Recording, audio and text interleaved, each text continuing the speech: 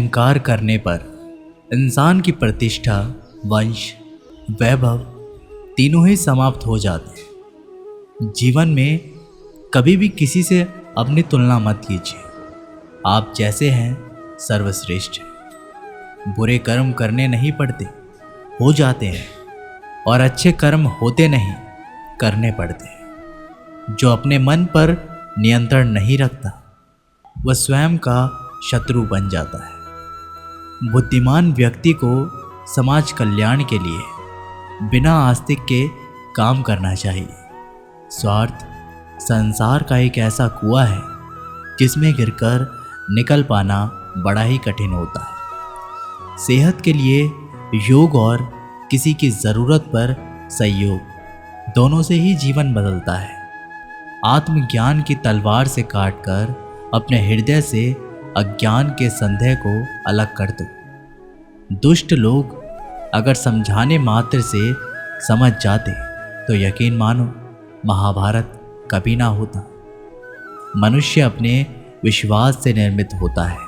जैसा वो विश्वास करता है वैसा वो बन जाता है। मान अपमान, लाभ हानि, खुश हो जाना या दुखी हो जाना, ये सब मन की शरारत है जिसे तुम अपना समझकर मग्न हो रहे हो।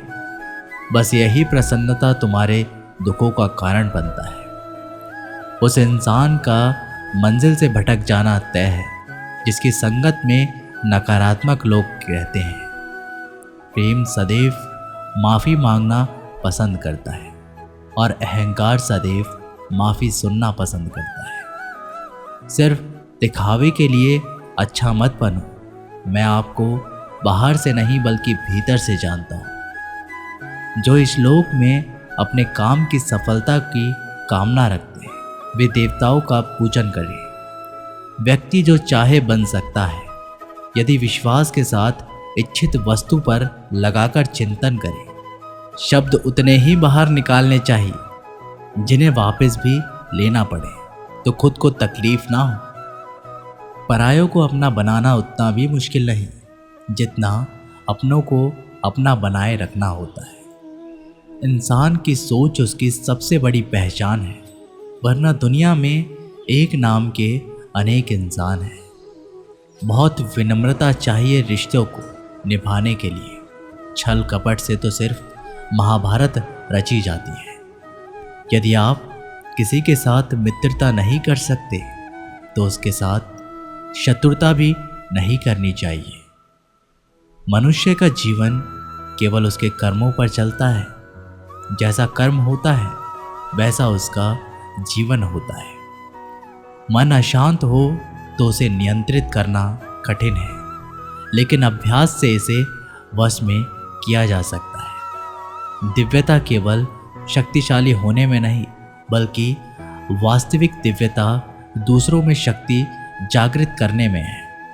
मन की गतिविधियों, होश, श्वास और भावनाओं के माध्यम से भगवान की शक्ति सदा तुम्हारे साथ है। जीवन में वाणी को संयम में रखना अनिवार्य है, क्योंकि वाणी से दिए हुए घाव कभी भरे नहीं जा सकते। जब हम स्वयं जीवन के शिल्पकार हैं तो चलो हम अपनी मुश्किलों को हराते हैं, जीवन में मुस्कुराते हैं।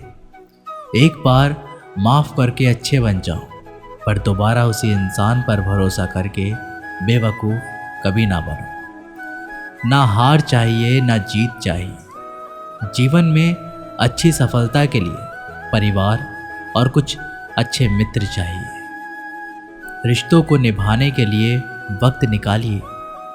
कहीं ऐसा ना हो जब आपके पास वक्त हो तो रिश्ते ना बचे। वह जो इस ज्ञान में विश्वास नहीं रखते, मुझे प्राप्त किए बिना जन्म और मृत्यु के चक्कर का अनुगमन करते हैं। लोग आपके अपमान के बारे में हमेशा बात करेंगे। सम्मानित व्यक्ति के लिए अपमान मृत्यु से भी बढ़कर होता है। अपमान मृत्यु से भी बदतर है। जो दूसरों की तकलीफ को समझते हैं, जिसमें दया है, दिल से अच्छे हैं, उन्हें दोबारा जन्म लेना नहीं पड़ता। जीवन में आधे दुख इस वजह से आते हैं क्योंकि हमने उनसे आशाएं रखी जिनसे हमें नहीं रखनी चाहिए थी। जीवन में समय चाहे जैसा भी हो, परिवार के साथ रहो। सुख हो तो बढ़ जाता है और दुख हो तो बढ़ जाता है। इस संसार में मूर्ख व्यक्ति, अधर्मी, अज्ञानी व नास्तिक प्रकृति का व्यक्ति मेरी शरण स्वीकार नहीं कर सकता। ज्ञानी व्यक्ति को कर्म के प्रतिफल की अपेक्षा कर रहे अज्ञानी व्यक्ति के दिमाग को अस्थिर नहीं करना चाहिए।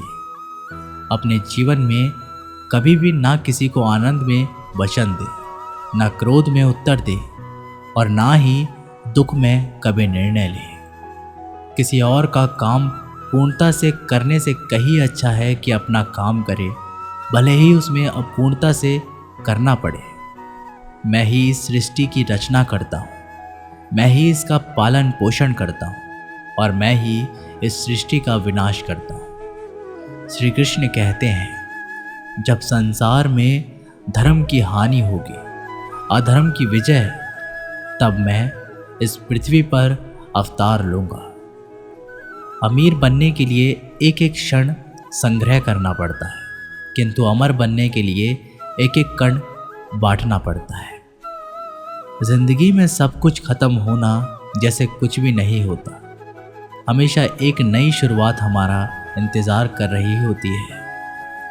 हे अर्जुन, मैं भूत, वर्तमान और भविष्य के सभी प्राणियों को जानता हूँ, किंतु वास्तविकता में कोई मुझे नहीं जानता। लोग कहते हैं अपनों के आगे झुक जाना चाहिए, किंतु सच बात तो ये है कि जो अपने होते हैं वे कभी झुकने ही नहीं देते। वह दिन मत दिखाना कहना कि हमें खुद पर गुरूर हो जाए, रखना अपने दिल में इस तरह कि जीवन सफल हो जाए। वह जो सभी इच्छाएं त्याग देता है, मैं और मेरा की लालसा तथा भावना से मुक्त हो जाता है, उसे शांति प्राप्त होती है। हमेशा छोटी छोटी गलतियों से बचने की कोशिश किया करो, क्योंकि इंसान पहाड़ों से नहीं पत्थरों से ठोकर खाता है। शांति से भी दुखों का अंत हो जाता है और शांत चित्त मनुष्य की बुद्धि शीघ्र ही स्थिर होकर परमात्मा से युक्त हो जाती है। अपनी पीड़ा के लिए संसार को दोष मत दो, अपने मन को समझाओ। तुम्हारे मन का परिवर्तन ही तुम्हारे दुखों का अंत है। श्री कृष्ण कहते हैं, एक बार माफ़ करके अच्छे बन जाओ, पर दोबारा उसी इंसान पर भरोसा करके बेवकूफ़ कभी ना बनो। इच्छा पूरी नहीं होती तो क्रोध बढ़ता है और इच्छा पूरी होती है तो लोभ बढ़ता है। इसलिए जीवन की हर स्थिति में धैर्य बनाए रखना। अगर तुम अपना कल्याण चाहते हो तो सभी उपदेशों, सभी धर्मों को छोड़कर मेरी शरण में आ जाओ। मैं तुम्हें मुक्ति प्रदान करूँगा। जो हुआ अच्छा हुआ, जो होगा अच्छा होगा। स्वयं को मुझ पर छोड़ दो, अपने कर्म पर ध्यान दो।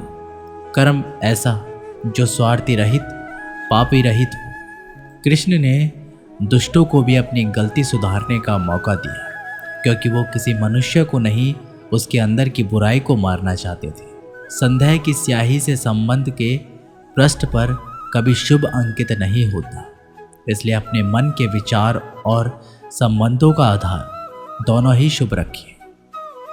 मोहग्रस्त होकर अपने कर्तव्य तथा अपने कर्तव्य पथ से हट जाना मूर्खता है, क्योंकि इससे ना तो तुम्हें स्वर्ग की प्राप्ति होगी और ना ही तुम्हारी कृति बढ़ेगी। इस भौतिक संसार का ये नियम है, जो वस्तु उत्पन्न होती है कुछ काल तक रहती है, अंत में लुप्त हो जाती है, चाहे वे शरीर हो या फल हो। यदि कोई व्यक्ति प्रेम से, मुक्ति से पुष्प, फल, जल भी मुझ पर चढ़ा दे तो उसी भाव से उसे स्वीकार करता हूँ, वह मेरा प्रिय भक्त होता है। उससे मत डरो जो वास्तविक नहीं है, ना कभी था ना कभी होगा। जो वास्तविक है वो हमेशा था और उसे कभी नष्ट नहीं किया जा सकता। जीवन में आधे दुख इस कारण जन्म लेते हैं क्योंकि हमारी आशाएं बड़ी होती हैं। इन आशाओं का त्याग करके देखो, जीवन में सुख ही सुख है।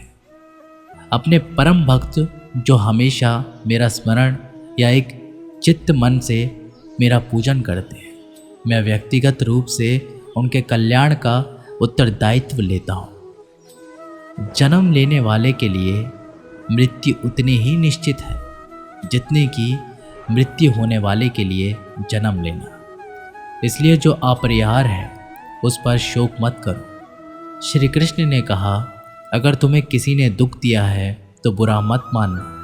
लोग उसी पेड़ पर पत्थर मारते हैं जिस पेड़ पर मीठे फल होते हैं। अंतकाल में जो मनुष्य मेरा स्मरण करते हुए देह त्याग करता है वह मेरी शरण में आता है। इसलिए मनुष्य को जो चाहिए कि अंतकाल में मेरा चिंतन करे। ये सच बात है कि भूल करके इंसान कुछ सीखता है, परंतु उसका ये मतलब नहीं कि वह जीवन भर भूल करता रहे और कहे कि हम सीख रहे हैं। श्री कृष्ण कहते हैं, इस जगत में मनुष्य भौतिक वस्तुओं का भोग कर सकता है।